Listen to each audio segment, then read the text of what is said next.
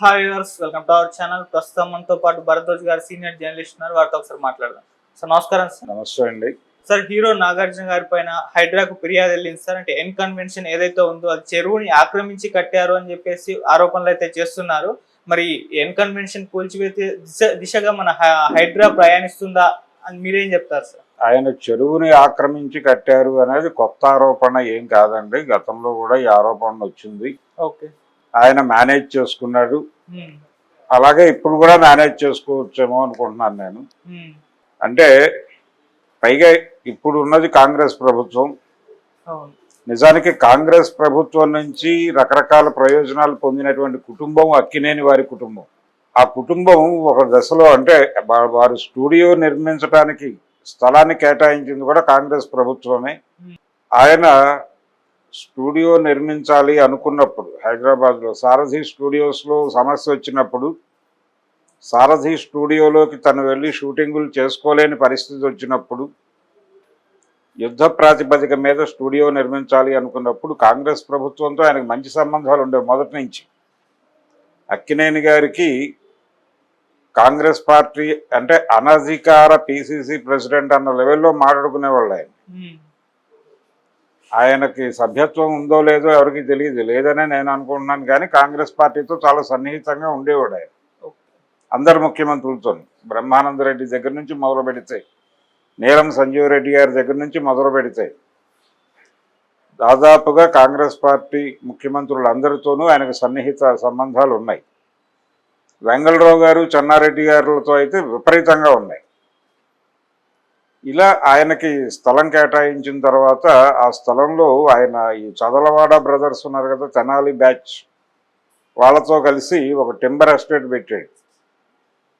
Annapurna timber estates అనే పేరుతో 7 ఏకర్స్లో పెట్టాడు ఆయన. అప్పుడు రామారావు గారు ముఖ్యమంత్రిగా ఉన్నారు, తెలుగుదేశం పార్టీ ప్రభుత్వం. వారు నోటీసులు ఇచ్చారు, మీకు సినిమాలు తీసుకోవడానికి కదా మేము స్థలం ఇచ్చింది, టింబర్ ఎస్టేట్ ఎలా పెడతారు, ఇమ్మీడియట్గా ఆ స్థలం హ్యాండ్ ఓవర్ చేయండి అని. ఆయన కోర్టుకు వెళ్ళి స్టే తెచ్చుకుని ఆ టింబర్ ఎస్టేట్ అక్కడి నుంచి తరలించాడు. స్థలం హ్యాండ్ ఓవర్ చేయలే గవర్నమెంట్. ఆ తర్వాత ఆ కేసు హైకోర్టుకు వెళ్ళింది. ఆయన తర్వాత రామారావు గారు 89లో మళ్ళీ గెలిచుంటే, ఆయన 3వసారి గెలిచుంటే ఈయన సుప్రీంకోర్టు దాకా వెళ్లాల్సి వచ్చేది. నాగేశ్వరరావు గారు అదృష్టం కొద్దీ ఆయన 89లో రామారావు గారు ఓడిపోవటం, ఆ తర్వాత చెన్నారెడ్డి గారు ముఖ్యమంత్రి అవటం, ఆ సందర్భంగా ఆ కేసుని ఆయన సాల్వ్ చేసుకున్నాడు. చేసుకుని వాళ్ళు హ్యాపీగా స్టూడియో రన్ చేసుకుంటున్నారు ఇప్పటికీ. కాబట్టి ప్రభుత్వాలని మేనేజ్ చేయటం అనేది అక్కినేని కుటుంబానికి ప్రత్యేకంగా ఈరోజు కొత్తగా ఎవరో చెప్పక్కర్లేదు, వాళ్ళకి ఆ విద్య తెలుసు. అలాగే వైఎస్ రాజశేఖర రెడ్డి గారి రోజుల్లో ఈ అన్నపూర్ణ ఇప్పుడు 7 ఏకర్సే, 7 ఏకర్స్లో మల్టీప్లెక్స్లు ఇలాంటివి ఏవో చేసి నిర్మించి, అది అంటే వైబుల్గా లేదు అనే ఉద్దేశంతో దానిలో ఇతర వ్యాపారాలు ఏవో చేయాలి అని అనుకున్నాడు నాగార్జున గారు. అనుకుని నిర్మాణాలు ప్రారంభించిన తర్వాత, అంటే వైఎస్తో కొంచెం సాన్నిహిత్యం ఉండేది ఆయనకి, జగన్మోహన్ రెడ్డి గారితో కూడా సాన్నిహిత్యం ఉంది ఆయనకి. ఆ మధ్య ఆయన మిత్రుడు మ్యాట్రిక్స్ ప్రసాద్ గారు జగన్మోహన్ రెడ్డి గారి స్కాముల్లో ఆయన కూడా భాగస్వామి అని కదా కోర్టులో వేసి అప్పటి ప్రభుత్వం ఆయన్ని నిర్బంధంలోకి తీసుకుని జైలుకి పంపించింది. ఆ సందర్భంగా నాగార్జున గారు తరచూ తిరుపతి లడ్డూలు తీసుకొచ్చి వారికి జైలుకి వెళ్ళి ములాఖాతు పెట్టి ఇచ్చి వచ్చేవారు.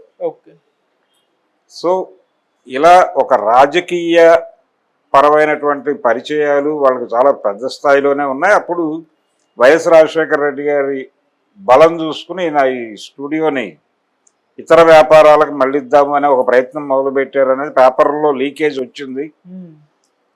ఇది జరుగుతూ ఉండగా రాజశేఖర రెడ్డి గారి మరణము, తర్వాత వచ్చినటువంటి ప్రభుత్వాలు, ఈ ప్రాసెస్లో ఆయన తిరిగి దాన్ని స్టూడియోకే వాడుతున్నారు ఇప్పటికీ. అది పరిస్థితి. అందుకని వాళ్ళేమి ఈ నోటీసులకు భయపడిపోయి, లేకపోతే హైడ్రా వచ్చేస్తుందా, మరొకటి వస్తుందా, కేంద్ర ప్రభుత్వం సైన్యాలను పంపిస్తుందా, ఒకటి చాలా స్పష్టంగా హైదరాబాద్లో చాలా చోట్ల చెరువులను ఆక్రమించి అపార్ట్మెంట్లు కట్టిన చరిత్రలు కూడా మనకు తెలుసు. ఆక్రమణల మీద చెరువులు ఆక్రమించి కట్టినటువంటి అపార్ట్మెంట్లు అవి కూలిపోయిన సందర్భాలు కూడా చూసాం మనం ఇక్కడ. ఈ ప్రాసెస్లోనే ఈయన ఎన్కన్వెన్షన్కి సంబంధించి వివాదం చాలా కాలంగా ఉంది. అది ఆ చాలా కాలంగా ఉన్న వివాదాన్ని ఎలా సాల్వ్ చేసుకోవాలనే ప్రయత్నంలో ఆయన ఉన్నాడు. అది మరొకసారి తెర మీదకి వచ్చింది. తెర మీదకి రావటం అంటే దాన్ని సాల్వ్ చేసుకోవాలి కొత్త ప్రభుత్వంతో. కొత్త ప్రభుత్వంతో ఆయన ఎలా సాల్వ్ చేసుకుంటాడు అనేది టాస్క్. ఆయనకి జగన్మోహన్ రెడ్డితో ఉన్న రిలేషన్ వలన అదేదైనా దీనికి అడ్డంకిగా మారచ్చా?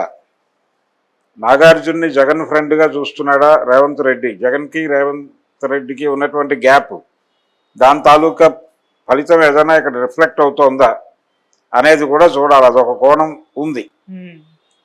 దాంతోపాటు అక్కినేని కుటుంబానికి కాంగ్రెస్ పార్టీతో ఉన్నటువంటి పాత సంబంధాలు, వెంకట అక్కినేని వీళ్ళందరికీ తెలుసు. సో అట్నుంచి ఏదైనా బ్రిడ్జ్ ఏర్పాటు చేసి కేంద్ర ప్రభుత్వం దృష్టి ఇటువైపు రాకుండా చూసి కాంగ్రెస్ పార్టీ అధిష్టానంతో వీళ్ళకు ఫోన్ చేయించి ఇలా ఏదైనా మేనేజ్ చేసి ఫైనల్గా ఒక పాజిటివ్ కంక్లూజన్కి తీసుకొస్తారు సీన్ని అని మాత్రం అనుకుంటున్నాను. బద్దలు కొట్టేస్తారు, అయిపోయింది, నాగార్జున పని అయిపోయింది అన్న టోన్లో ప్రచారం అయితే జరుగుతోంది.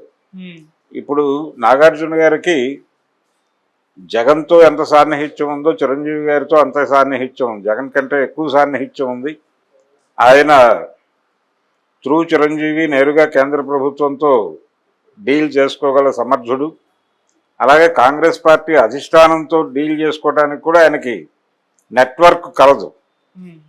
అందుకని ఆయన ఎట్నుంచైనా పావులు కదిపి ఈ సమస్యని పరిష్కరించి ఆ అన్కన్వెన్షన్ని కాపాడుకుని దాన్ని స్థిరీకరించుకోవడానికి ఏం చేయాలో ఆ కార్యక్రమాలు చేసి దాన్ని బయటపడేసేటువంటి సత్తా, కెపాసిటీ ఆయన డెఫరెంట్గా ఉంది. ఆయన బిజినెస్ మ్యాన్, నట వ్యాపారి. ఆయన నట వ్యాపారి. ఆ నట వ్యాపారం ఎలా చేయాలో ఆయనకు స్పష్టంగా తెలుసు. ఎవరితో ఎలా డీల్ చేయాలో ఆయనకు తెలుసు. సో ఎవరు ఇబ్బంది పడక్కర్లేదు. ఇది ప్రస్తుతం నడుస్తున్నది రాజకీయ వ్యాపారం. ఇదేదో ప్రజా సంక్షేమం కోసం చెరువులు కబ్జా చేస్తే అలాగేదో శిక్షలు వేసేసి ప్రజా సంక్షేమం కోసం ఏం చేయడానికన్నా సిద్ధపడిపోయేంత ప్రభుత్వాలు లేవు. అది ఏ పార్టీ ప్రభుత్వం అయినా మార్కెట్ ఎకానమీ కోసమే అది కష్టపడుతుంది. మార్కెట్ ఎకానమీని నిలబెట్టడమే ఏ ప్రభుత్వ బాధ్యత అయినా అనే పరిస్థితి ఉంది.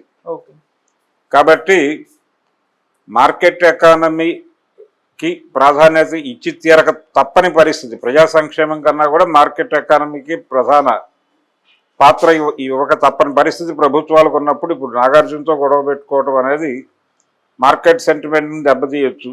జస్ట్ చిన్న యుద్ధం జరుగుతుంది, ఎలా సెటిల్ చేసుకుంటావో చేసుకో. ఈ సెటిల్మెంట్కి కొంత ప్రాతిపదిక ఉంటుంది. ఆ ప్రాతిపదిక ఇవేవో ఆయన ఫుల్ఫిల్ చేస్తే ఒక మాట వచ్చేస్తుంది, అటు నుంచి క్లోజ్ అయిపోతుంది వ్యవహారం. ఆ ప్రయత్నాలు నాగార్జున గారు డెఫినెట్గా చేసుకుంటాడు. ఆయన ఫ్యామిలీ ఉంది, ఆయన వెనకాల చాలామంది పనిచేస్తున్నారు.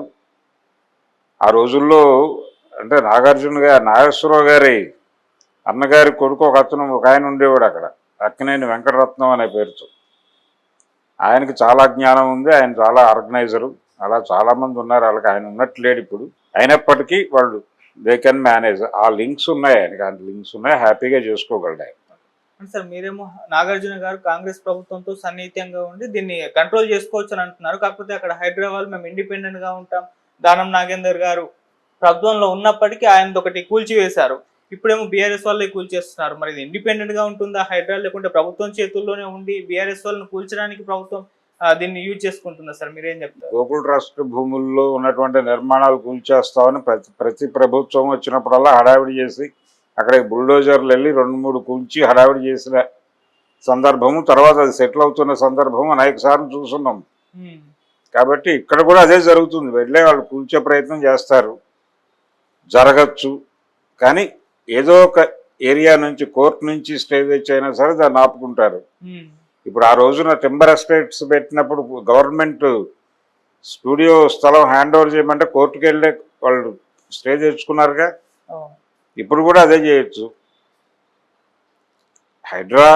రాష్ట్ర ప్రభుత్వం నిర్ణయాన్ని అమలు చేసేదే తప్ప అదేమి రాజ్యాంగానికి అతీతమైన సంస్థ ఏం కాదు కదా. అందరూ ఒకే ఏరియాలో ఉన్నవాళ్లే కదా. స్టేట్ గవర్నమెంట్ రేవంత్ రెడ్డి గారు తలుచుకుంటే 2 నిమిషాల్లో సెటిల్ చేయగలరు కదా విషయాన్ని. అందుకని అటువంటి ఇబ్బంది ఏం లేదు, వాళ్ళు సాల్వ్ చేసుకోగలడు ఆయన. ఓకే. ఇప్పుడు ఎక్కడో ప్రభుత్వ స్థలాల్లోనో లేకపోతే ఎవరిదో ప్రైవేటు పోరంబోకు భూములు, అంటే ప్రైవేటు వ్యక్తుల కబ్జాలో ఉన్నటువంటి పోరంబోకు భూములు ప్రభుత్వ పోరంబోకు భూములే. వాటిల్లో గుడిసెలు వేసుకున్న వాళ్ళు, లేకపోతే ఎవరో కొనేసి అలా వదిలేసిన స్థలాల్లో ఇళ్ళు వేసుకున్నటువంటి పేదలని వాళ్ళ ఇల్లు పీకేయటానికి, వాళ్ళని ఆ స్థలాల్లోంచి గెంటేయటానికి ప్రభుత్వం ఉత్సాహం చూపిస్తుంది. కానీ ఒక ఇటువంటి నాగార్జున లాంటి ఒక నట పారిశ్రామికవేత్త తాలూకా ఆస్తుల్ని ఇబ్బంది పెట్టేటువంటి పని డెఫినెట్గా చేయదు. ఓకే. ఇప్పుడు అదే స్థలంలో, అదే అన్కన్వెన్షన్ ఉన్నటువంటి చెరువులో, ఆ చెరువును ఆక్రమించి పేదలు గనక గుడిసెలు వేసుకుని అక్కడ బతుకుతుంటే వాళ్ళని తొలగించదలుచుకుంటే 2 నిమిషాల్లో తొలగిస్తారు. 2 నిమిషాలు. ఎవరు అడ్డుపడ్డా అది ఊరుకోరు. ఓకే. కాబట్టి పేదలకు రక్షణ లేదు ఈ దేశంలో. నాగార్జునకి రక్షణ డెఫినెట్గా ఉంటుంది. Okay sir. నాగార్జున్ని కాపాడటానికి చాలా శక్తులు రంగంలోకి దిగుతాయి, మీరు చూస్తూ ఉండండి. Okay sir. Thank you so much. Thank you.